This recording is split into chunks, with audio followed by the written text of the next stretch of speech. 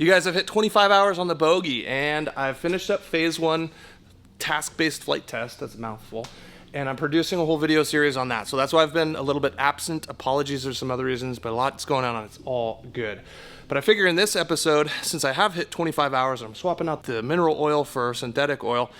And I've been kind of addressing some SQUAWKS. Again, first time home builder. I think I'll talk through some of the SQUAWKS that I've dealt with in the first 25 hours. And I want to first off start by saying this is a great airplane, and the factory support has been really, really good. And again, the design is just awesome. But I also want to thank you guys because you have been instrumental in looking over my shoulder and saying, hey, have you thought about doing it this way? Or hey, you missed a spot, so to speak. But so thanks a lot for being there and helping me through this build, because I am just overjoyed with how few SQUAWKS I have and how safe that this aircraft has been.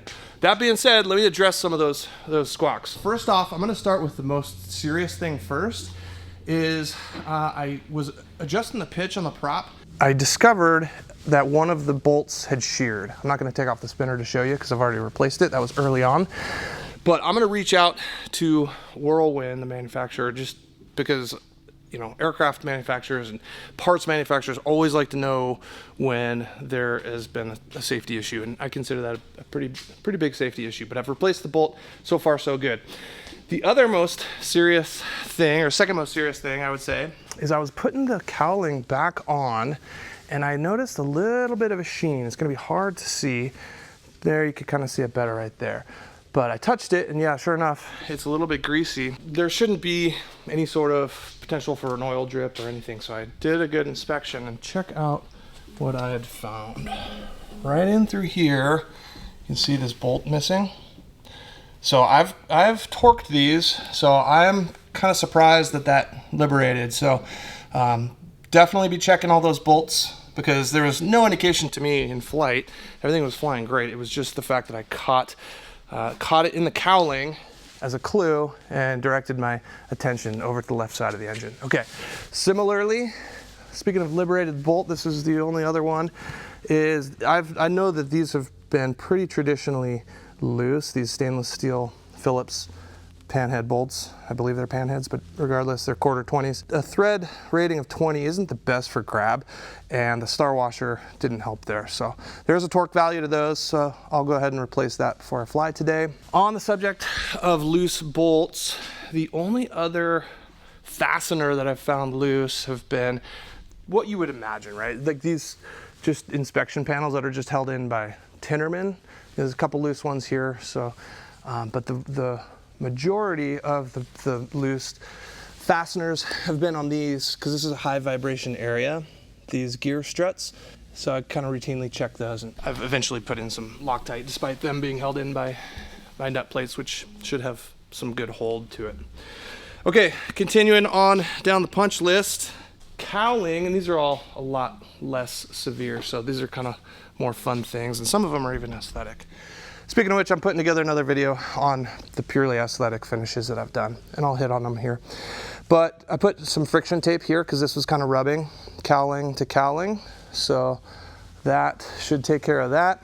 Let's work our way aft. Okay, so the windows separated just slightly, nothing like, you know, the Boeing losing a door plug or whatnot, but this window separated from here. You might have seen it in other videos, and I'm addressing it in much more detail in another video I'm producing. So I'm not going to get too much into the whys there, but as you can see, I put a bead of Pro Seal in to help the adhesion. There's also some VHB tape in there, so that should have taken care of that.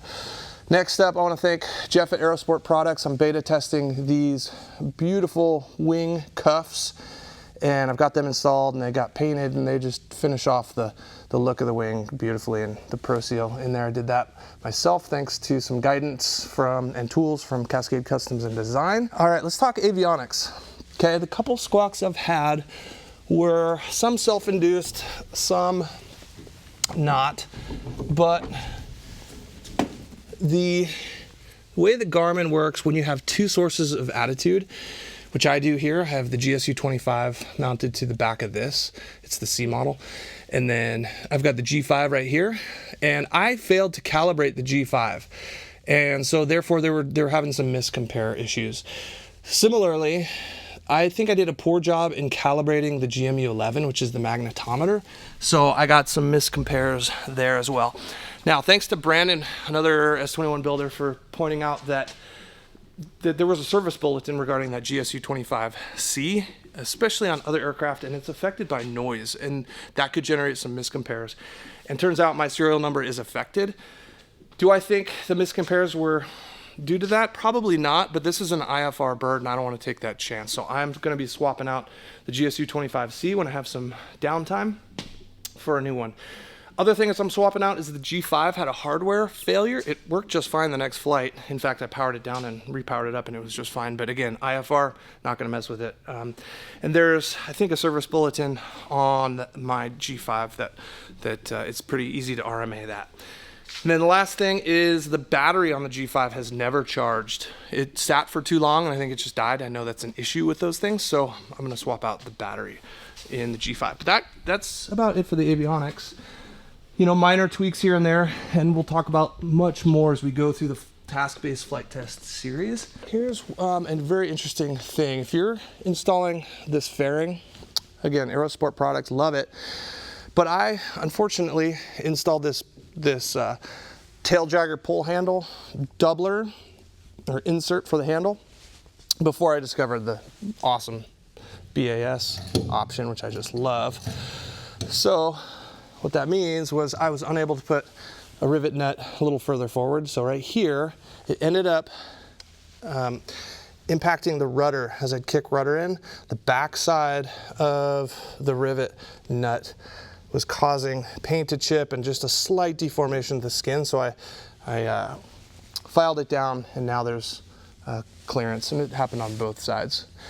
Okay, you can see this is the first time I'm filming the fairing. So the vertical stabilizer fairing is now installed and looking good. I've adjusted the incidence of the stab, I think 3 times, just fine tuning, and a lot more detail on that coming in the task-based flight test series about pitch stability, the longitudinal pitch stability.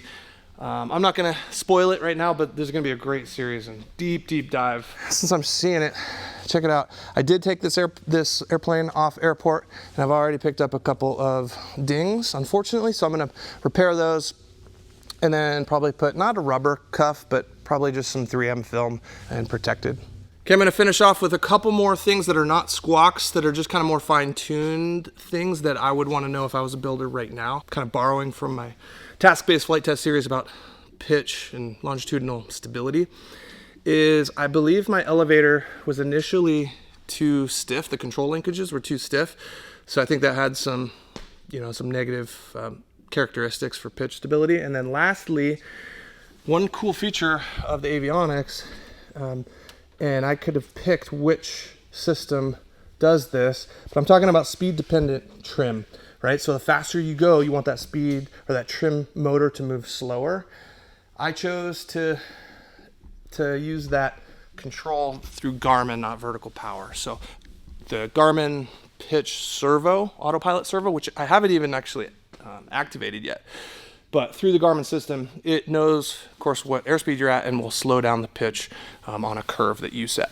All right, guys, as I mentioned, a lot more coming. I am so excited to start producing this task-based flight test series. You're gonna see cameos by Kathy Page coming soon. Hopefully Kyle Bushman, and then the legendary Mike Bush, and then also potentially Randy Schlitter. I've been communicating a lot with him. So input from those guys, and also a still an active duty Air Force flight test engineer. Actually, he's a fighter pilot and one of my best friends. So thanks, Rave, to you for all your input and help through the task-based series. I'm gonna sign it off here.